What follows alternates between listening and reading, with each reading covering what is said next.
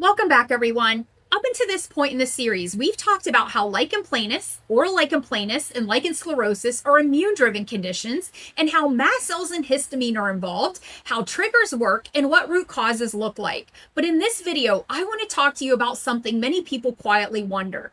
Why does the conventional treatment approach often look so different from a functional or root cause approach? And how do you decide which path is right for you?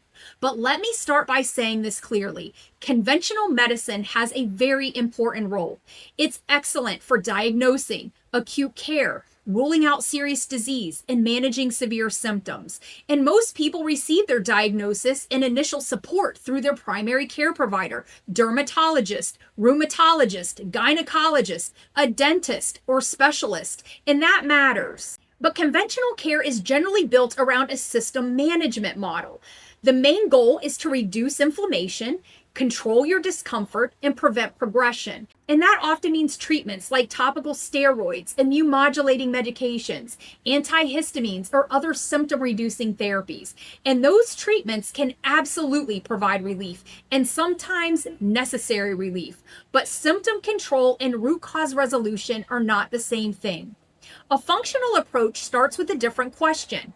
Instead of only asking, how do we reduce the symptoms, it asks, why is the immune system reacting this way in the first place? Functional practitioners look upstream. We investigate things like gut health, immune triggers, infections, hormone imbalances, nervous system stress, toxic exposures, and nutrient statuses. But the goal is not just to calm the flare, it's to reduce the underlying drivers of reactivity. And another difference is personalization.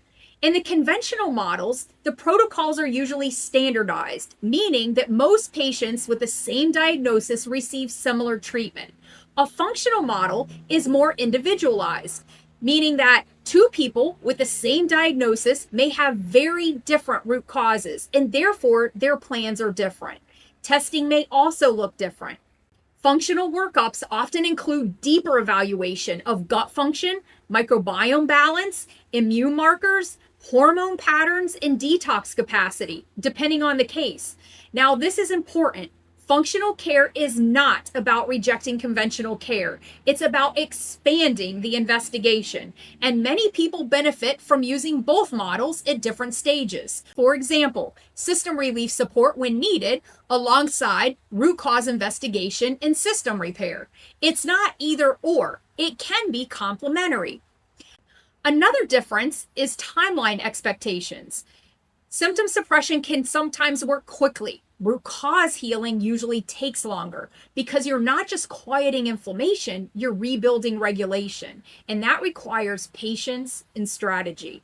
A functional approach also requires participation. Nutritional changes, nervous system regulation, sleep, environmental changes, and targeted supplementation can also be a part of the plan. It's more hands-on, but also more comprehensive. So, how do you know if functional approach is right for you? It's often a good fit if you have reoccurring flares, incomplete relief, medication dependence, or your symptoms just don't make sense or they don't fully resolve. It's also a good fit if you want to understand what's happening inside your body and not just manage the surface expression. In the next video, we're going to be talking about what healing often looks like in real life, including why progress isn't always linear and what changes people typically notice first. If this series has helped you see your condition differently, I want you to subscribe so that you don't miss the next one. And if you're new or just now joining us, start at part 1 so that the full framework starts to come together step by step. And I'll see you in the next video.